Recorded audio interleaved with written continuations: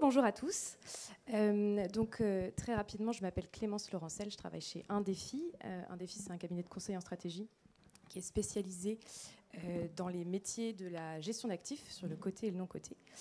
On est aujourd'hui 90 consultants et puis depuis déjà 2011, l'équipe dont je fais partie, Indéfi Sustainable Finance, accompagne nos clients, acteurs institutionnels et puis sociétés de gestion sur leur sujet de finances durables. Donc très concrètement, on les accompagne à réfléchir, à concevoir et puis à mettre en œuvre des stratégies qui font du sens. Alors, notre discussion aujourd'hui va s'attacher au rôle primordial que doit jouer la finance durable dans l'accompagnement des transitions. Et le constat qu'on peut faire aujourd'hui en Europe, c'est qu'on n'est plus vraiment à se demander pourquoi faut-il investir plus durablement, plus responsablement, ni même quand faut-il le faire, mais plutôt comment s'y prendre. Et puis à quel rythme. Et ça va être l'objet de nos questionnements aujourd'hui pour cette table ronde. Alors peut-être pour commencer, je pense que tout bon panel est intéressé à savoir un peu quelle est son audience. Donc est-ce que je peux vous demander tout simplement de lever la main et de vous reconnaître les uns les autres sur vos différentes typologies de métiers. Je ne vais peut-être pas couvrir tout, mais est-ce qu'il y a parmi vous des personnes qui travaillent pour des sociétés de gestion ? Quelques-unes, merci. Des personnes qui représentent des investisseurs institutionnels dans la salle. Merci. Des personnes qui travaillent en fintech. Ouais, bien sûr. Des professionnels de l'investissement responsable. Je lève la main. Quelques-uns également. Très bien, donc une audience assez diversifiée. On aura l'occasion d'en discuter après pendant la pause. Et les questions que vous vous posez sûrement qui ont trait à la finance durable, l'ESG, mais plus largement la finance durable, sont des questions qui animent beaucoup de nos clients aujourd'hui. Comment m'y prendre, comment être sûr que j'aborde l'information de la bonne façon, comment m'assurer que je communique, je suis capable d'en parler intelligemment, et puis comment savoir si les grands engagements que je vais prendre ont un impact réel sur mes portefeuilles. Je pense que personne n'a la solution idéale aujourd'hui et on est tous les uns les autres en train d'apprendre et se perfectionner. D'où l'intérêt de notre table ronde aujourd'hui parce qu'on vous propose d'aborder les enseignements qu'on peut tirer des praticiens et praticiennes de la finance durable dans leurs expériences, à la fois dans la définition de la stratégie, dans sa mise en œuvre et puis jusqu'au reporting. Et nous avons autour de la table divers profils qui pratiquent la finance responsable dans leur quotidien et nous allons profiter de leurs expériences et de leur retour. Alors, autour de la table, nous avons Sabrine Aouida de chez WeFin. Merci Sabrine d'être parmi nous. Vous êtes Chief Impact Officer et cofondatrice de WeFin. WeFin, c'est une fintech à impact dont la mission est d'élever les standards de l'ESG et d'en faire une norme. La norme même. Vous avez développé à cet effet une plateforme technologique qui est 100% dédiée à l'ESG, à destination des investisseurs professionnels, et qui va permettre de centraliser, de connecter, d'automatiser l'ensemble des processus opérationnels ESG, et ce depuis l'agrégation des données ESG jusqu'au reporting et en passant par les calculs réglementaires. Votre objectif, c'est de permettre de créer des stratégies de durabilité qui soient plus ambitieuses. Alexandre Prat-Fourcade, CEO et co-founder de Corporatings. Corporatings permet aux professionnels du chiffre de cabinet d'audit, de direction financière et de gestion d'actifs de pouvoir accéder à des données qui soient non retraitées. Alors, grâce à une base de données de plus de 12 000 émetteurs cotés en Europe et aux États-Unis, vous permettez d'alimenter des modèles d'analyse et d'évaluation directement avec des données qui soient détaillées et qui soient sourcées auprès des émetteurs. Benoît, merci d'être parmi nous. Benoît Guibourg, chef de produit chez Manaus. Manaus, c'est une fintech qui appartient à BNP Paribas, qui a été créée dans l'objectif de simplifier la manière dont les investisseurs institutionnels et puis les gestionnaires d'actifs vont pouvoir centraliser leurs données d'investissement et accéder à des informations ESG. Et enfin, communiquer sur la durabilité de vos investissements. Vous résumez votre mission dans ce slogan, gérer la complexité, tout simplement. Et enfin, Fabien Jacquemot, directeur innovation chez Spirica. Donc, Spirica, filiale du Crédit Agricole Assurance, qui est une compagnie d'assurance spécialisée dans la conception et la gestion de solutions d'assurance vie et retraite innovantes et puis sur mesure. C'est distribué par l'intermédiaire de vos partenaires, plateformes de CGP, banque privée, courtier Internet. Aujourd'hui, vous êtes un acteur de référence sur le marché, plus de 50 partenaires, 215 000 contrats sous gestion et puis 12,9 milliards d'encours à fin 2023. Spirica a pour ambition de faire bouger le monde de l'assurance vie. Donc merci à tous d'avoir accepté de partager vos points de vue aujourd'hui. On va pouvoir discuter ensemble des meilleures pratiques, identifier des défis sur lesquels faire face pour définir la bonne ambition et la stratégie d'investissement responsable, la mettre en pratique et puis aller jusqu'à utiliser les bons indicateurs pour un reporting de qualité. Pour démarrer cette discussion en matière de stratégie d'investissement durable, je pense que vous partagez le constat que ce n'est pas évident de savoir quoi faire. On est tous régulièrement sollicités pour accompagner nous-mêmes en conseil nos clients sur la question. Et chez Spirica, Fabien, vous vous êtes très récemment posé cette question, même de savoir quel est le niveau d'ambition qu'il fallait donner à votre nouveau fonds Objectif Climat. Alors, est-ce que vous pourriez nous en dire un peu plus sur la façon dont vous êtes pris? Oui, bonjour à tous. Alors en fait, non seulement on s'est posé la question, mais on a déployé il y a quelques mois seulement un fonds euro Objectif Climat, dont l'objectif principal est de lutter contre le réchauffement climatique. Alors ça part d'un constat, c'est que avant ce fonds en euros, tout simplement, il n'existait pas de solution d'épargne garantie pour flécher ces investissements vers des sujets d'investissement durable. Hormis le livret de développement durable et solidaire, mais on est bien d'accord ici que ce n'est pas suffisant. Enfin, je sais pas, qui considère ici que c'est suffisant? D'accord, aucune main se lève, donc ce n'était pas suffisant.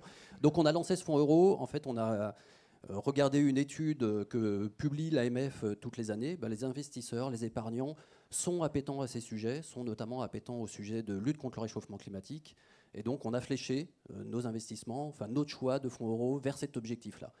Ce que dit aussi cette étude de l'AMF, c'est que même si le choix des investisseurs se fait par conviction, il y a un besoin de rentabilité. Certes, c'est un fonds euro, il y a de la garantie, mais il faut de la rentabilité. Donc dans nos objectifs, dans notre ambition, c'est d'avoir un fonds euro qui soit dont la rentabilité soit dans les standards de rentabilité qu'on peut attendre d'un fonds euro qu'on lancerait maintenant. Et le dernier point qui a été évoqué dans l'introduction, c'est la transparence. Parce que tout ça, c'est bien beau, mais les épargnants veulent savoir où va leur argent, où va leur investissement. Et nous, en matière de transparence, on souhaite éviter le greenwashing. Donc tout ça, une fois qu'on a dit ça, qu'est-ce qu'on fait? Parce que ça, c'est des objectifs très principaux. Et on a été confronté à un défi de sélectionner les sous-jacents qu'on met dans ce fonds en euros. Sélectionner les sous-jacents, c'est pas simple. Et assez vite, on s'est dit, on va orienter ça vers les green bonds, donc les obligations vertes. Grosso modo, 70-80% du fonds euro, c'est des green bonds, parce qu'il y a le document de framework qui flèche l'investissement, parce que ce sont des investissements qui sont à orientation durable, et puis 20-30% de diversification. Là-dedans, on s'est dit 90% d'investissement durable, et un alignement à la taxonomie à 30%. Alors ça fait beaucoup de chiffres, mais vous êtes des spécialistes des chiffres, donc ce n'est pas forcément gênant. Mais on s'est surtout dit, on a besoin d'une boussole pour sélectionner les sous-jacents là-dedans. Comment on choisit la thématique des sous-jacents qu'on met pour respecter ces objectifs-là, ces critères? Pour ça, on a utilisé le plan d'action France Nation Verte, qui définit les thématiques et qui définit les objectifs et comment on suit ça. Et ça nous permet de dire comment on choisit les thématiques, parce qu'il y a très peu, c'est ce qui était évoqué aussi, très peu de spécialistes, d'experts en la matière sur le sujet. Et enfin, le dernier défi, c'est il a fallu qu'on construise une méthode, parce qu'avant cela, il n'existait absolument rien. Donc une méthode de comment je fais, une fois que j'ai choisi ces thématiques, pour déterminer si mon sous-jacent correspond bien à ce que je veux faire. Et donc on a mis une méthode, c'est comme un tamis, où on a mis plusieurs grilles avec des tailles de mailles différentes, qui font des exclusions normatives, sectorielles. On a mis des priorisations thématiques et tout ça, ça nous assure d'avoir, in fine, des investissements dont on est à peu près sûr que ça va lutter contre le réchauffement climatique. Ça, c'est notamment vrai pour les green bonds. Pour la poche de diversification, il y a un vrai sujet, c'est que certaines classes d'actifs sont peu loquaces en matière d'information, et donc il faut qu'on aille un peu creuser les sujets. Pour ça, on s'est associé à 2DI, qui est un groupe de réflexion scientifique qui a vocation à justement à être expert en matière de finances durables, d'aller voir ce qu'il y a à l'intérieur des sous-jacents pour s'assurer qu'on est bien aligné avec nos objectifs. Merci beaucoup Fabien pour ce retour. Alors dans cette salle et puis auprès des exemples que vous avez pu voir, je me doute que chacun a pu choisir peut-être un chemin différent et a construit une approche assez variée. Dans votre quotidien, Benoît, chez Manaos, vous êtes amené justement à appuyer et à observer tout un tas de démarches ESG de bon nombre d'investisseurs. Et alors, selon vous, quel est le constat qui se dégage Est-ce qu'il y a autant d'approches qu'il y a d'investisseurs? C'est une très bonne question. Et nous, ce qu'on constate, c'est que c'est vrai que c'est encore très hétérogène. Malgré tout, il y a quand même des tendances qui se dessinent. On voit qu'il y a un marché qui tend un peu plus vers l'impact, des produits très verts, où il y a une vraie conviction qui est au cœur de la construction des produits, mais une conviction très forte. Et dans le même temps, des acteurs qui ont à cœur de produire des produits durables, mais qui vont plutôt suivre la réglementation comme cible pour définir les indicateurs à suivre et à mettre en avant. Donc, on voit ces deux tendances, un marché qui se polarise un petit peu. Malgré tout, nous, chez Manaos, il n'y a pas une seule personne qui vient avec le même besoin. Donc ça reste malgré tout très hétérogène. Et c'est pour ça que c'est important d'avoir des outils qui sont très flexibles pour pouvoir sélectionner les indicateurs d'aujourd'hui, mais aussi ceux de demain.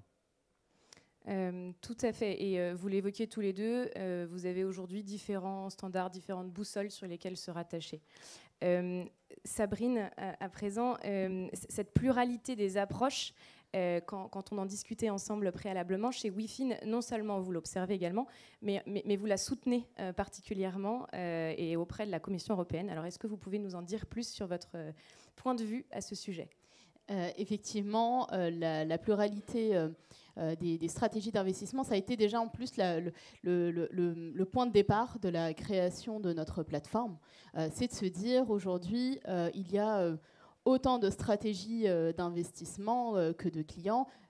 Effectivement, Benoît parlait de tendances, mais même à l'intérieur même des stratégies d'impact, il n'y a pas une seule façon de faire de l'impact, il n'y a pas une seule façon de regarder la transition des entreprises ou de faire la durabilité. Et on l'a dit, il faut effectivement pouvoir servir l'ensemble de ces stratégies et avoir un outil qui permet à la fois d'être flexible, mais aussi de pouvoir intégrer toutes les sources de données, les méthodologies qui sont vraiment plurielles. En termes aussi dans notre métier, ce qu'on aime bien aussi faire, c'est aller creuser en termes d'expertise ces stratégies. Donc on publie à la fois un baromètre annuel sur les fonds ESG qui va faire une évaluation du niveau d'ambition et de transparence des fonds ESG. On a évalué un panel représentatif de 75 fonds de la place. Donc non seulement on a vu effectivement cette pluralité des stratégies, mais ça va dans le moindre détail. Parce qu'en fait, les stratégies ESG, ce n'est pas juste la façon d'évaluer les lignes qu'on a en portefeuille. C'est tout le chemin, tout le process opérationnel de quelles données on intègre, est-ce qu'on va sur des scores, est-ce qu'on va sur des data ESG brutes, comment effectivement on choisit les critères, quelles sont les exclusions qu'on pratique dans le moindre détail, dire qu'on fait de l'exclusion charbon ou des énergies fossiles. Il y a plein de sous-choix, de micro-choix qu'on fait en termes de seuil, en termes de périmètre. Est-ce que sur les nouveaux investissements, les nouveaux projets, sur quelle zone et ça va sur tout le process opérationnel de comment on engage le dialogue avec les entreprises, comment on vote, comment on suit les controverses. Donc le baromètre a permis à la fois de pouvoir creuser chaque process, voir quels ont été les bons choix, les choses à améliorer parce que la réglementation n'a pas été très bien assimilée et c'est normal, elle est très complexe, soit parce qu'il y a aussi des zones de flou que la réglementation sur l'impact, sur la transition, on n'a pas encore de normes et c'est normal aussi qu'on puisse avoir cette pluralité. Et pour finir, sur le troisième volet aussi de notre activité, biodiversité. On participe activement sous forme effectivement d'affaires publiques en répondant à des consultations publiques, notamment de la Commission européenne. Et une des consultation phare, ça a été celle de fin de l'année dernière sur SFDR, donc cette réglementation sur la transparence des fonds ESG. Et il y a eu cette proposition finalement de partir plus sur des standardisations des stratégies. Donc ça vient un peu en contradiction de ce qu'on est en train de se dire. On se dit qu'aujourd'hui, il y a une pluralité des stratégies et la Commission européenne commence à réfléchir, pourquoi pas faire 4 catégories de stratégies et en fait finalement faire rentrer toutes les stratégies dans des cases. Nous, on a plutôt soutenu que ce n'est pas la bonne idée parce qu'aujourd'hui, c'est bien effectivement Sperica, vous faites des choix en termes d'exclusion, de la façon dont vous évaluez, notamment avec les différents strates. C'est ça qui donne l'ADN d'une stratégie, d'une vision, donc on ne soit pas tous l'ESG de la même façon en tant qu'investisseur, mais aussi en tant que client final. On ne veut pas tous investir sur exactement la même façon de prendre en compte la biodiversité ou le climat ou les enjeux sociaux où il y a finalement beaucoup de convictions qui peuvent arriver. Et donc, on a soutenu 3 choses. La première, bien sûr, il faut continuer à ces minimum requirements, qu'on appelle, c'est pour éviter qu'il y ait des contradictions. Notamment, récemment, il y a une des guidelines de l'ESMA sur la dénomination des fonds. Et ça, c'est important effectivement de ne pas tromper l'investisseur final ou d'avoir des minimums d'exclusion. Mais c'est surtout, effectivement, pouvoir servir les stratégies qui sont différentes et peut-être axer beaucoup plus sur les moyens de rendre ça plus transparent, plus pédagogique, plus compréhensible à l'investisseur final. Donc voilà. Absolument. Merci beaucoup. Et j'ajouterai aussi sur ce constat de la nécessaire pluralité de l'approche en matière d'investissement responsable. C'est également un bon antidote au greenwashing, puisque ça permet finalement d'aligner la promesse initiale à ce que l'investisseur est en mesure et à la volonté de vraiment délivrer. Nous dans nos projets d'accompagnement de LP comme de GP, c'est vraiment cette question centrale qui revient toujours, de où placer le curseur en matière d'ambition et comment choisir mes indicateurs à partir de cela.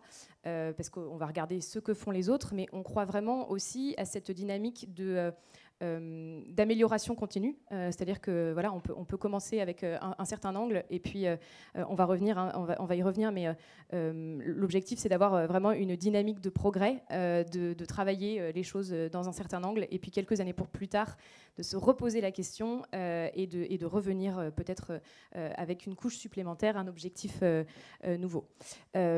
Mais alors, à ce propos, les questionnements dont je ne doute pas, qui font l'objet de vos réflexions aujourd'hui dans cette salle, ça va être aussi de savoir quelle est la direction à prendre et puis comment la prendre, justement, cette décision. Vous le savez très bien, il ne suffit pas d'appuyer sur un bouton pour être en mesure d'avoir le tableau de bord parfait qui s'affiche sous vos yeux.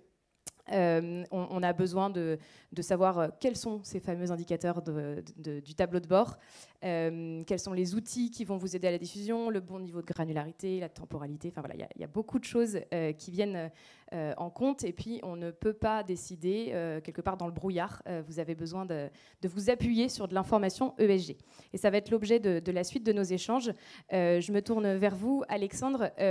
Donc les investisseurs, pour déployer leur stratégie, une fois que vous avez fixé votre cap, comment vraiment la mettre en œuvre, et c'est pas toujours facile à piloter, mais à ce sujet il y a des solutions qui existent. Alexandre, est-ce que vous pouvez nous en dire plus sur voilà, comment faire pour collecter la bonne information et puis être en mesure de ne pas subir l'information mais bien la mettre au service de la décision? Tout à fait, merci beaucoup Clémence. Alors en effet, un des enjeux pour l'investisseur finalement c'est de trouver la bonne information. Donc on l'a vu, il y a des études qui sont parues les années précédentes qui montraient la corrélation notamment des différentes agences de ratings ESG. On avait une corrélation autour de 0,50, donc vraiment des approches vraiment très différentes qui reflètent aussi finalement la pluralité des approches des investisseurs finaux, puisque chacun veut avoir sa propre méthodologie sur le E, sur le S ou sur le G. finalement, on a même une corrélation, la même corrélation finalement des agences sur le financier, il est de 0,96, donc ça soulève encore plus finalement cette dichotomie entre le financier et le financier. Donc aujourd'hui, la grosse problématique finalement pour accéder à l'information financière, c'est aussi qu'elle n'est pas normée à l'origine. Donc on mesure bien que ce qu'on est capable, enfin on ne gère bien que ce qu'on est capable de mesurer. Et une des problématiques aujourd'hui pour l'investisseur, finalement, c'est accéder à une information qui va être comparable et récupérable aujourd'hui par ces analystes, par ces investisseurs, et communicable aussi aux investisseurs finaux. Donc là-dessus, il y a énormément de technologies qui sont déployables. Aujourd'hui, comme on a affaire à une matière qui est finalement encore un peu molle, on est obligé de déployer des technologies qui sont assez différentes, qui touchent plus à l'IA, au traitement de texte, à la recherche sémantique, pour essayer de catégoriser des éléments de reporting, pour essayer de comprendre finalement de quoi ils parlent. Donc ça, c'est typiquement le genre de technologie qu'on développe pour aller comprendre sur un panel de sociétés qui va parler de la biodiversité, quels sont les tableaux spécifiques qui parlent de la biodiversité, pour aller retrouver cette information-là. Malheureusement, une des problématiques, mais c'est qu'encore une fois, le sujet, la data elle-même n'est pas normée à l'origine. Et une des problématiques que la place a rencontrées, c'est qu'on a mis un peu la charrue avant les bœufs, et on a fait SFDR avant de faire CSRD. Et c'est dans CSRD qu'on va retrouver notamment énormément d'informations, qui est l'information source, parce que c'est l'information qui est publiée par les émetteurs dans leur reporting. Et c'est dans cette fameuse CSRD qu'on va être capable de retrouver de l'information finalement pour faire ce reporting-là. Alors normalement, il y a des minimums qui sont donnés dans CSRD et qui vont permettre notamment de couvrir les périmètres de SFDR, sauf si on rechange tout pour tout remettre dans des cases prédéfinies. Mais normalement, avec la CSRD, on va être capable de traiter déjà cette matière molle.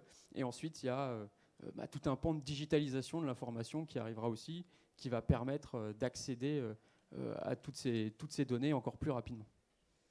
On va effectivement y revenir par la suite. CSRD, c'est un mot qui revient beaucoup et sur lesquels je pense qu'on aura pas mal de choses à dire. Donc effectivement, toutes les métriques ne se valent pas. Elles ne sont pas systématiquement utiles dans chaque situation en fonction de la temporalité, de l'orientation que l'on veut donner et puis surtout de l'utilisateur final de cette donnée. Alors, selon vous, Benoît, est-ce qu'il existe une bonne recette pour sélectionner les bons indicateurs? Alors, malheureusement, il n'y a pas de recette magique, comme vous le pensez tous. En revanche, avec de la méthodologie, on peut y arriver. Avant de vouloir définir des indicateurs, il faut commencer par définir des objectifs. Et donc, définir des objectifs, c'est définir effectivement des objectifs de gestion, des thématiques, etc. Mais définir des objectifs aussi sur le type d'indicateur qu'on souhaite avoir. Il y a des objectifs qui sont là pour informer, il y a des objectifs qui sont là pour se conformer, il y a des données qui permettent aussi de se comparer, il y a des données qui permettent d'avoir une certaine matérialité dans le processus de gestion, et il y a des données qui ne sont pas systématiquement intégrées dans un processus de gestion, mais qui apportent énormément d'informations sur la qualité des émetteurs qu'on a en portefeuille et le niveau de risque associé. Typiquement, je crois que vous avez Sésame dans la conférence d'après, sur tout ce qui est données de controverse. Ce n'est pas forcément des données qui sont systématiquement intégrées dans les gestions, ça peut être le cas, mais ça reste des indicateurs qui sont assez importants pour apprécier la qualité de ces émetteurs. Donc nous, chez Manaos, ce qu'on apporte avec notre marketplace qui intègre plus de 20 fournisseurs de données, en fait, c'est cette capacité à pouvoir sélectionner les fournisseurs, les points de données, démarrer des tests en quelques clics avec ces différents fournisseurs de données pour trouver quels sont les indicateurs qui vont être les plus pertinents en fonction de ces objectifs.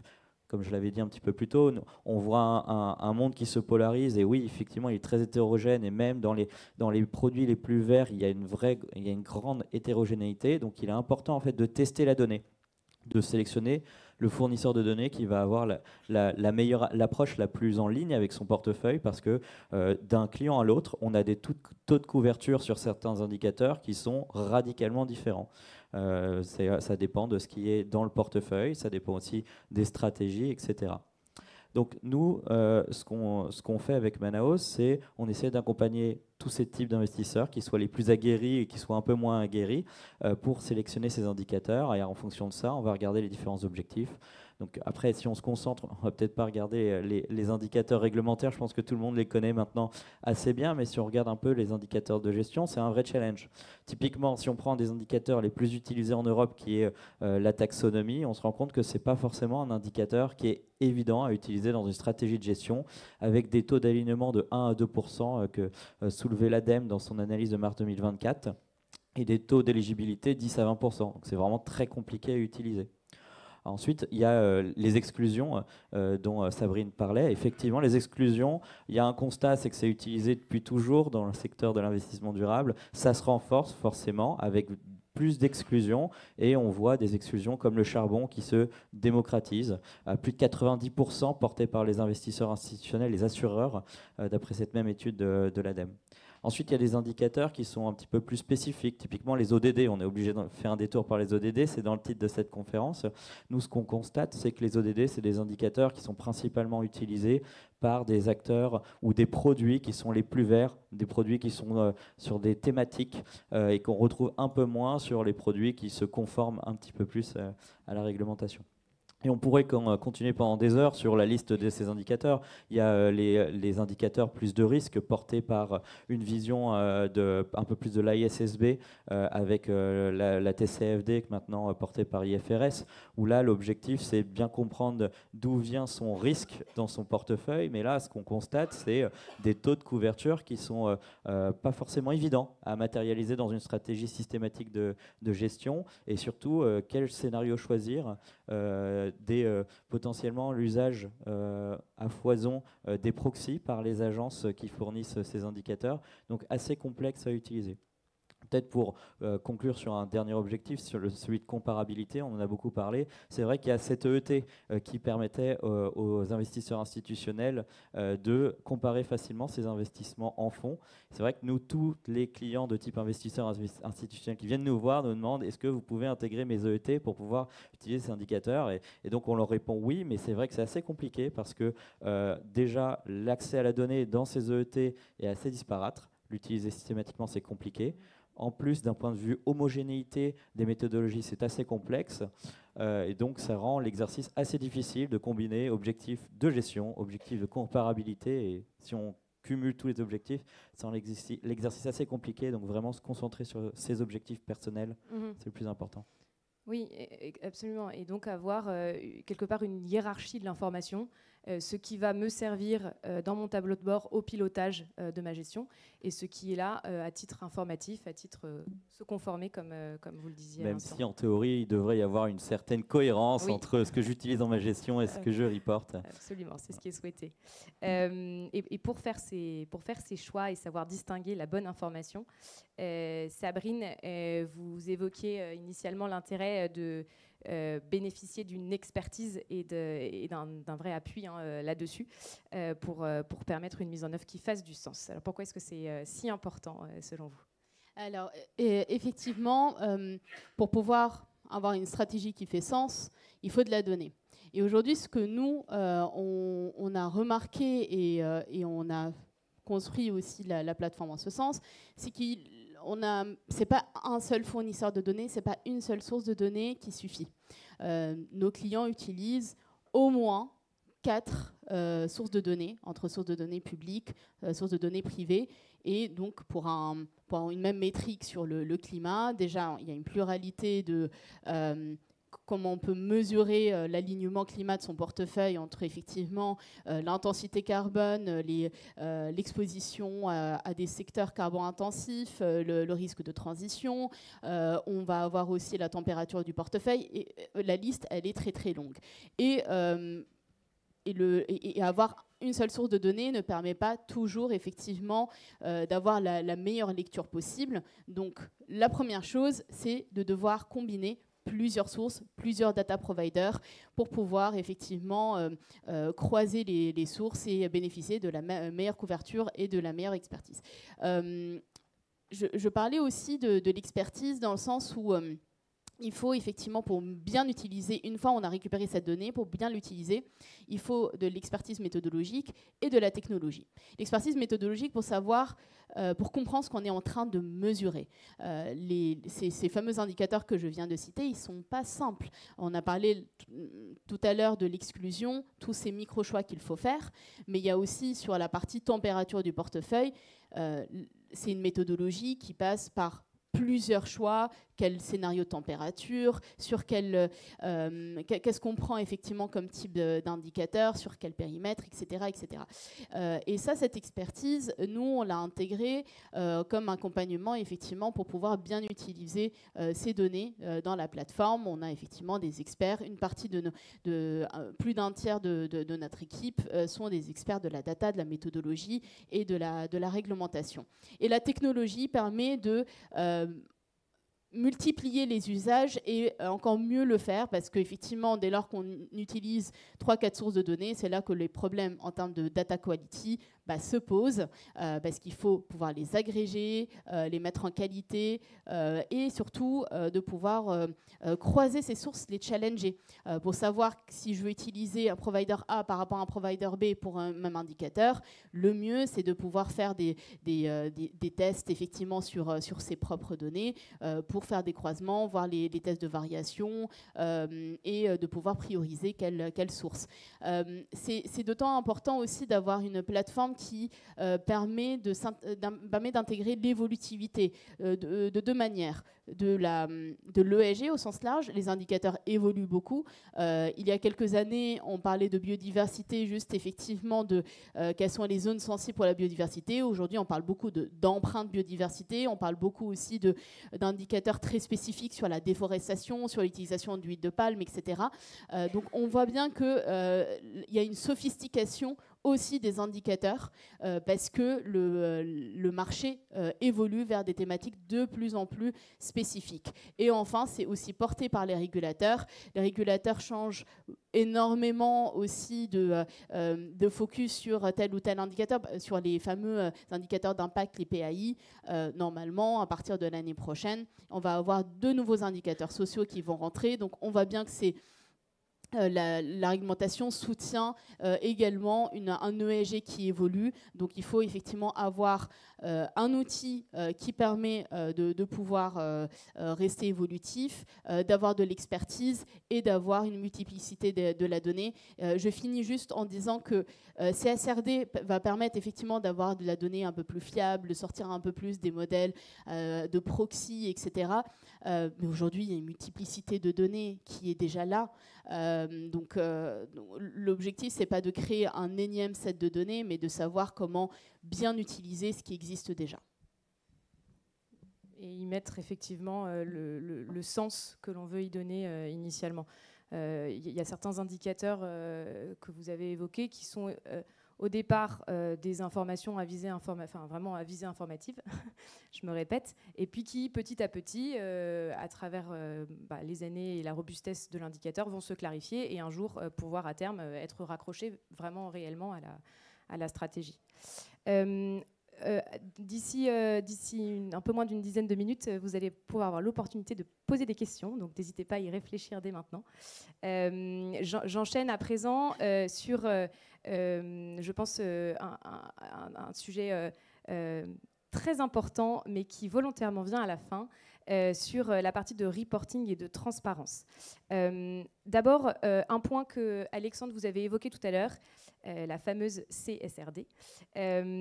On est en pleine évolution toujours sur l'ESG et ça c'est pas fini de s'arrêter. Donc cette notion de flexibilité est tout aussi importante. Mais sur la CSRD plus particulièrement, chez Corporatings, vous avez anticipé certaines évolutions à venir en lien avec la digitalisation. Est-ce que vous pouvez en informer l'audience ? Tout à fait. Donc, en effet, les standards ESG évoluent beaucoup. Donc, il y a cette CSRD qui se met en place et on devrait avoir les premiers rapports l'année prochaine si tout va bien. Mais il y a aussi un élément qui est assez important, qui a échappé souvent à beaucoup de personnes dans cette CSRD. C'est la digitalisation elle-même du reporting non financier. Donc c'est déjà une réalité en fait sur le financier. Depuis 4 ans, les émetteurs digitalisent leur reporting financier. Donc tout le rapport annuel est digitalisé avec le détail des comptes annuels, les notes, les annexes. Donc on peut récupérer de l'information finalement assez facilement comme si on piochait dans une base de données. Donc ça, c'est déjà une réalité en fait, depuis 4 ans sur le financier. C'est une réalité aux États-Unis depuis une dizaine d'années en réalité.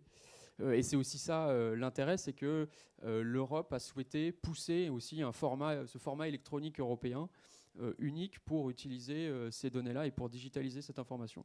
Donc c'est utilisé à la fois aux US et en Europe sur le financier pour permettre de faire des comparaisons. Donc on est capable de requêter de l'information très rapidement et très facilement. Et sur l'ESG, donc il y a eu la volonté aussi de digitaliser ce reporting CSRD finalement, donc qui arrivera plutôt en 2026. On laisse quand même un peu de respiration aux émetteurs sur ce travail de reporting à faire qui est quand même assez lourd pour eux aussi. Et l'EFRAG nous a notamment, on a conseillé notamment l'EFRAG là-dessus sur la création de ce qu'on appelle dans le jargon technique un peu une taxonomie. Donc c'est tout simplement le dictionnaire de données qui devra être utilisé par les émetteurs pour ce qu'on appelle taguer l'information. Donc ils vont devoir labelliser chacune de leurs données sous un format électronique qui va la rendre requêtable et ce qui va permettre aussi d'avoir un langage commun, puisque une des problématiques, c'est que tout ça, c'est aussi une information que je disais un peu lors de ma première intervention. Il y a beaucoup de matière molle, donc il peut y avoir des différences de wording, d'interprétation qui donnent la recherche de l'information difficile. Et finalement, avec un format électronique, on va pouvoir aussi requêter de l'information beaucoup plus facilement. D'accord, donc effectivement, un des principaux avantages, ça va être cette accessibilité renforcée à l'information. Un des risques que j'anticipe, c'est d'être prêt à temps. Et ça, je pense que ce sont des questionnements que vous vous posez vis-à-vis de vos émetteurs ou de vos entreprises en portefeuille. Est-ce qu'il y a d'autres points particuliers qu'il faut noter ? Voilà, le principal avantage, c'est, on le disait aussi juste avant, aujourd'hui, pour avoir suffisamment d'informations, on est obligé d'aller chercher plusieurs providers. Donc, il peut y avoir aussi une inflation des coûts quand on veut aller chercher de la donnée, que ce soit sur du financier ou sur du non financier, pour accéder finalement à toute cette donnée. Et là, la stratégie de l'Europe, c'est clairement la stratégie de l'open data, puisque c'est l'émetteur lui-même qui est chargé de publier son information sous ce format électronique, qui est accessible gratuitement, la plupart du temps auprès des régulateurs locaux, et un jour peut-être auprès de l'ESAP, la plateforme européenne, si elle voit le jour. Donc le principal avantage, c'est aussi accéder à de la donnée brute non retraitée, puisque là, on a vraiment l'information telle qu'elle est publiée par l'émetteur. Donc on a une information, on va dire, de première qualité. Une des problématiques, c'est que souvent, les agences de notation, les méthodologies, dans toutes les méthodologies qu'on fait, quelquefois, comme l'information n'est pas comparable, on est obligé de faire des approximations, de faire des proxys, et ça peut créer de la distorsion. Donc là, on aura quelque chose qui sera calé sur la CSRD au format électronique, facilement requêtable. Le risque, c'est de passer à côté, parce qu'on avait fait une étude avec CFA Society France, rien que sur le financier, il y a 80% des répondants qui mentionnaient être intéressés par la digitalisation du reporting pour faire des gains de productivité dans l'analyse et dans la recherche financière. Et vous aviez à peu près la même proportion, un peu plus de 80%, qui ne connaissaient absolument pas cette réglementation et ce sujet de format électronique. Donc le risque, en effet, c'est de passer à côté ou de mal manipuler ces données, puisqu'encore une fois, on va être sur quelque chose de très technique et très technologique, donc potentiellement assez pointu, et il va falloir potentiellement développer donc, soit des compétences en interne ou trouver des moyens d'utiliser, de leverager finalement cette technologie. Merci beaucoup, Alexandre. Donc, vous aurez l'occasion de revenir ensuite sur cette question très, très précise à l'issue de ce panel. Il y a également un autre enjeu, Benoît, que vous avez évoqué tout à l'heure vis-à-vis de la transparisation des portefeuilles. Alors nous, on a pu le voir à travers de nombreux projets. La manipulation de fichiers Excel extrêmement long, extrêmement fastidieux et dont l'information n'est pas toujours simple à comprendre, ça peut donner des surfroides à certains investisseurs et parfois aux conseillers qui les accompagnent. Alors, à ce sujet, sur ce serpent de mer, d'accéder et de pouvoir lire son portefeuille dans tous les sens, Benoît, vous l'aviez évoqué tout à l'heure et vous avez travaillé justement en ce sens chez Manaus. Oui, exactement. Donc, déjà, on l'a vu, tous les défis qui attendent des investisseurs. Il faut choisir des indicateurs, les collecter, plusieurs sources de données. Donc nous, on aide, on a plus de 20 fournisseurs de données sur la plateforme. On va les aider à mettre la donnée dans un format qui soit assez homogène pour la rendre à peu près comparable, pouvoir reporter sur des indicateurs, mélanger la donnée. Mais donc, pour un investisseur de type institutionnel ou un investisseur fonds de mandat, il y a ce défi de récupérer la donnée des gérants délégués. Et il y a cette volonté des régulateurs et des assureurs d'avoir créé ce format qui est l'EET, je le mentionnais tout à l'heure. Effectivement, on peut utiliser l'EET comme un proxy. Mais nous, ce qu'on constate, c'est que déjà, il y a une hétérogénéité assez importante des méthodologies utilisées pour calculer ces indicateurs. Et on a eu des clients qui ont fait l'exercice de comparer, ne serait-ce que pour eux, sur leur titre en direct, leur méthodologie de calcul de PAI sur 3 grandes agences, avec des résultats absolument vraiment complètement radicalement différent. Donc si on imagine qu'en plus on rajoute cette complexité d'utiliser des EET qui viennent de plusieurs sociétés différentes, quand on réintègre ça dans un investissement, ça ne veut plus trop rien dire. Donc après, quelles sont les alternatives? Donc nous, on travaille notamment avec des acteurs comme Main Street Partners qui créent des scores de fonds et qui va plus loin que de simplement regarder si le gérant travaille bien. C'est une méthodologie type due diligence. Ils transparisent avec une méthodologie homogène tous les fonds qu'ils collectent. Ils regardent, ils font une due diligence sur la qualité de la gestion, des objectifs, la tenue des objectifs, etc. Donc ça, c'est une méthodologie, mais ça veut dire qu'on s'appuie encore une fois sur une brique externe. Et nous, ce qu'on recommande, c'est d'utiliser notamment notre outil qui permet de collecter facilement, de manière complètement automatisée, les inventaires des fonds des différents gérants délégués avec qui on travaille, et finalement de transpariser ces investissements et d'utiliser une méthodologie homogène avec un fournisseur de données, 2, 3, 5. Effectivement, nos clients ont souvent plusieurs fournisseurs de données. Parfois, ils commencent avec un, mais on voit qu'ils s'équipent. Et c'est important d'avoir cette méthodologie homogène pour fournir des indicateurs correctement calculés et surtout pouvoir prendre des décisions et challenger ces gérants tout en leur laissant la capacité à gérer aussi avec leur philosophie. Merci Benoît. Peut-être un dernier point, je vois le temps qui avance. On a évoqué le reporting, on a évoqué les enjeux de transparence, mais il ne faut pas oublier que la finalité clé, ça va être pour un investisseur de transmettre cette information de façon intelligible auprès de ses clients et de ses parties prenantes. Alors Fabien, chez Spirica, pour vous, il s'agit de communiquer auprès de vos épargnants. Alors, quelle est la ligne de conduite donc, que vous avez décidé pour communiquer vos réalisations sur ce fonds euro? Alors, je vais paraphraser Alexandre, et c'est très complexe et on a essayé de faire quelque chose de simple. C'est parce que on l'a dit là, c'est extrêmement complexe et compliqué, pas que complexe d'ailleurs. Et si on rajoute une couche de complexité qu'on n'a pas encore évoquée jusqu'ici, c'est l'épargnant, c'est le client final qui n'est pas un institutionnel, qui est une personne ou une physique ou morale d'ailleurs, mais qui veut comprendre où va son argent. Alors c'est vrai de façon classique, mais c'est encore plus vrai quand on est dans de la finance durable, à la fois pour éviter les controverses, pour se prémunir du greenwashing, mais aussi parce qu'il y a souvent un investissement de conviction, et donc le client, l'épargnant, a besoin de comprendre. Donc on ne va pas pouvoir transmettre les EET, transmettre tout ce qu'on vient d'évoquer au client final.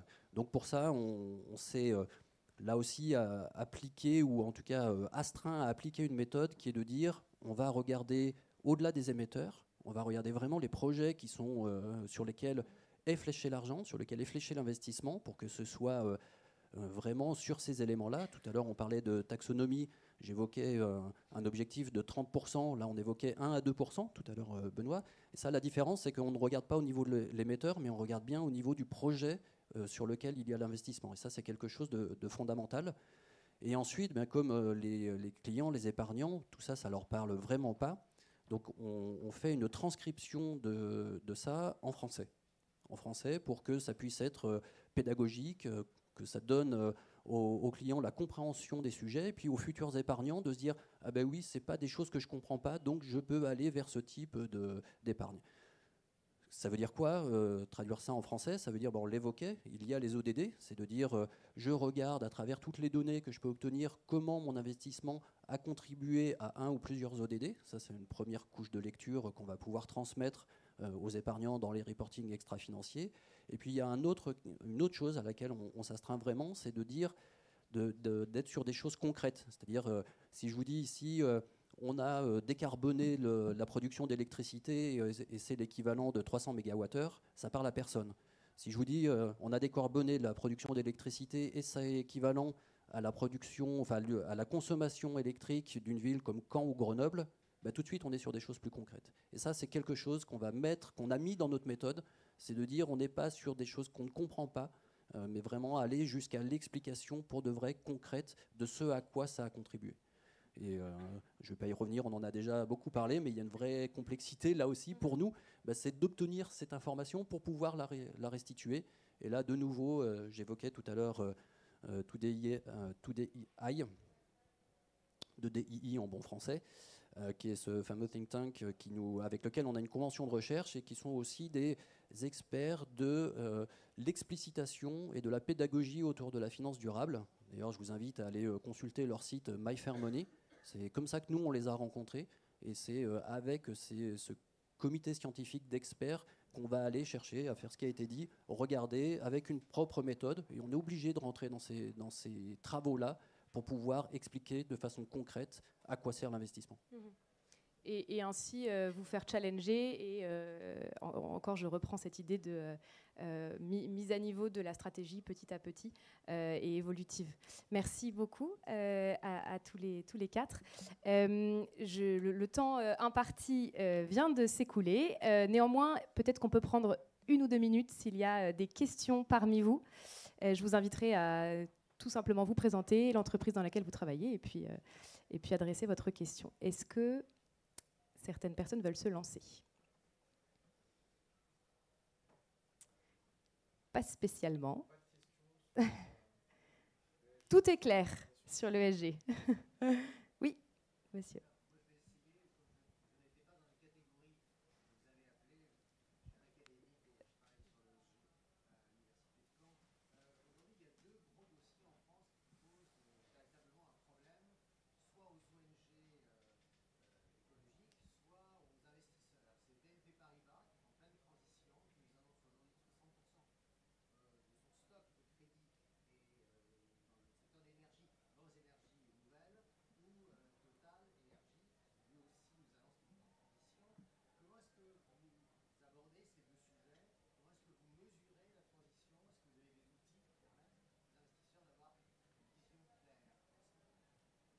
Merci beaucoup. Est-ce que vous avez tous entendu la question? Peut-être juste la récapituler. Oui, tout à fait. Alors, je comprends effectivement de la question sur la complexité sur les sujets liés au plan de transition et transition énergétique et comment, effectivement, on intègre chez Wifin ce point. Ça revient un peu à la réponse que j'avais faite sur expertise et technologie, expertise déjà de comprendre de quoi on parle, parce que mesurer les plans de transition, ce n'est pas simple. Il y a effectivement plusieurs méthodologies qui existent, et si on ne prend pas, on va dire, l'entièreté, si on ne comprend pas la méthodologie, on peut passer à côté. Je prends l'exemple de SBTI. SBTI, il y a plein de façons effectivement de lire SBTI. Il y a le plan climatique d'une entreprise qui est soumis, qui est validé. Il y a quels sont les objectifs quantitatifs sur lesquels l'entreprise s'est engagée et quels sont les résultats. Il y a aussi le Say on Climate lors des AG. C'est pas la même chose que est-ce que ça a été voté et quelles sont effectivement la vision critique de qu'est-ce qui a été annoncé. Donc, évaluer les plans de transition, c'est plein de visions, d'indicateurs, il y a besoin de plusieurs sources, des sources publiques, des sources privées, documenter les analyses des gérants et des analystes ESG pour savoir effectivement lors des dialogues qu'ils ont entrepris et comment ça a été ensuite les différentes résolutions lors des AG. Ça, c'est des choses effectivement qu'on va intégrer dans notre plateforme. La plateforme, elle a pour objectif de centraliser, comme je vous l'avais dit, l'ensemble des process ESG, de intégrer tous les indicateurs, d'essayer de les comprendre, de les croiser et d'en faire quelque chose du point de vue méthodologique. On a des clients effectivement de très grande taille comme celle que vous citez qui aussi ont des engagements en faveur du climat. Ce qu'on va aussi leur proposer, c'est un module de pouvoir contrôler qu'elles sont bien en train d'atteindre leurs engagements, leurs objectifs à différents niveaux, parce qu'elles prennent des engagements au niveau entité sur l'ensemble de leur périmètre d'investissement. Ils prennent aussi des engagements au niveau des portefeuilles. Et ça nécessite effectivement d'être outillés pour vérifier qu'ils sont bien on track effectivement sur leurs différents engagements.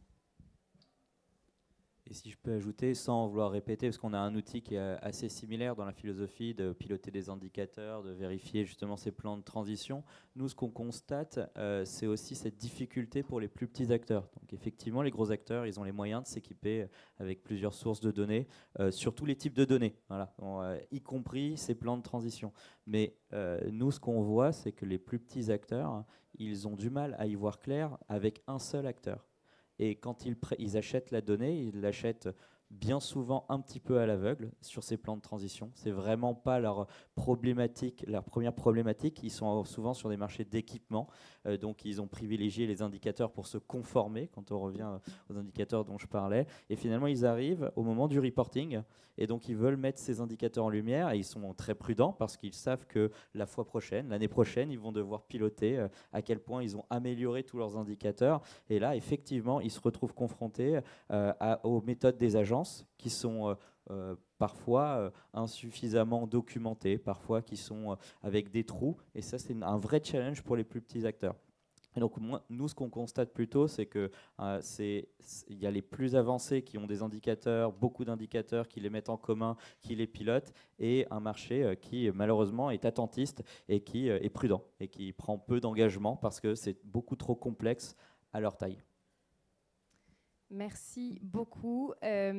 Très, très rapidement, simplement pour conclure, je vous propose de juste revenir sur 3 points que j'ai notés au fil de cette discussion. Le premier, c'est que en matière de stratégie d'investissement responsable aussi, la diversité est une richesse. Et enfin, pour pouvoir réellement accélérer et puis faire face à ces transitions et ces grands défis qui nous attendent toutes et toutes, chez Un Défi, on invite nos clients à prendre les choses dans le bon sens, donc savoir où est-ce qu'on veut aller, comment le faire, décider des informations qui vont être utiles et nécessaires à cette prise de décision, et puis ensuite en rendre compte fidèlement. C'était les derniers points sur lesquels on a échangé, parce que cette information, une fois qu'elle est mieux comprise, peut permettre les innovations et puis l'amélioration continue. Merci beaucoup à tous les 4, et puis ravi de continuer les échanges par la suite.